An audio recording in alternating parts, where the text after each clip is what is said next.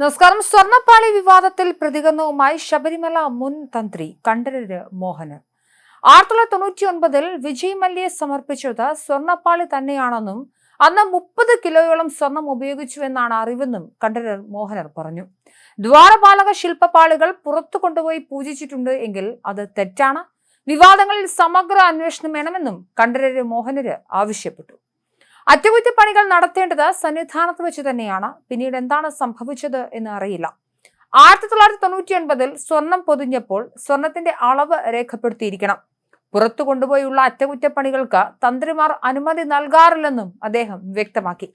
ശബരിമല അയ്യപ്പന്റെ നടയും കട്ടിളപ്പടിയും എന്ന പേരിൽ ഉണ്ണികൃഷ്ണൻ പോറ്റി ചെന്നൈയിലും പ്രദർശനം സംഘടിപ്പിച്ചതിന് തെളിവുകൾ പുറത്തു വന്നിരുന്നു.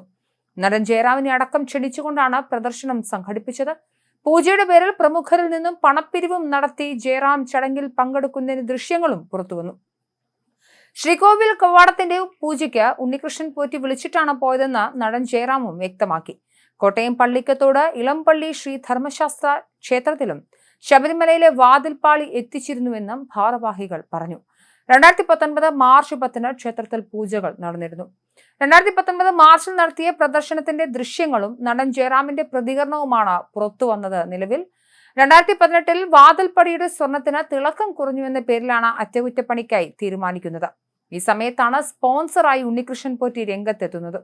ചെന്നൈയിലേക്ക് കൊണ്ടുപോകുന്നതും ഇതേ സാഹചര്യത്തിലാണ്. ശബരിമലയിൽ നിന്നും കൊണ്ടുപോയ ദ്വാരപാലക ശില്പങ്ങൾ 40 ദിവസത്തിനു ശേഷമാണ് അറ്റകുറ്റപ്പണി നടത്തുന്ന ചെന്നൈയിലെ സ്മാർട്ട് ക്രിയേഷൻസ് കമ്പനിയിൽ എത്തിക്കുന്നത്.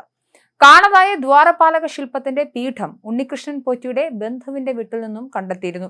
ഈ പീഠം പ്രദർശന വസ്തുവാക്കിയും ഉണ്ണികൃഷ്ണൻ പോറ്റി പണം സമ്പാദിച്ചുവെന്നാണ് ദേവസ്വം വിജിലൻസിന് ലഭിച്ച വിവരം.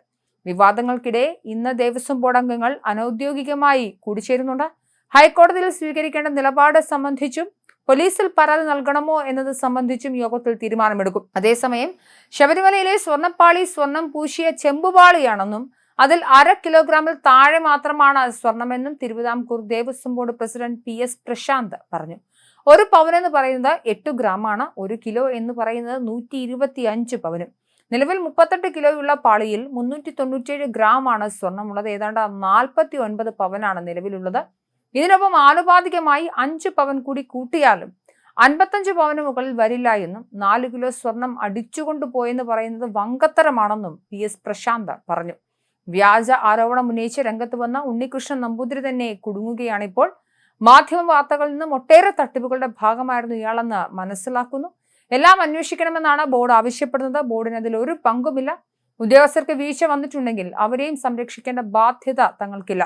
4 കിലോ സ്വർണം കാണാനില്ല എന്നൊക്കെ പറയുന്നത് ശരിയല്ല. കോടതി പറഞ്ഞത് ചെമ്പ് ഉൾപ്പെടെ 4 കിലോ കുറവുണ്ട് എന്നാണ് PS പ്രശാന്ത് മാധ്യമങ്ങളോട് പറഞ്ഞു.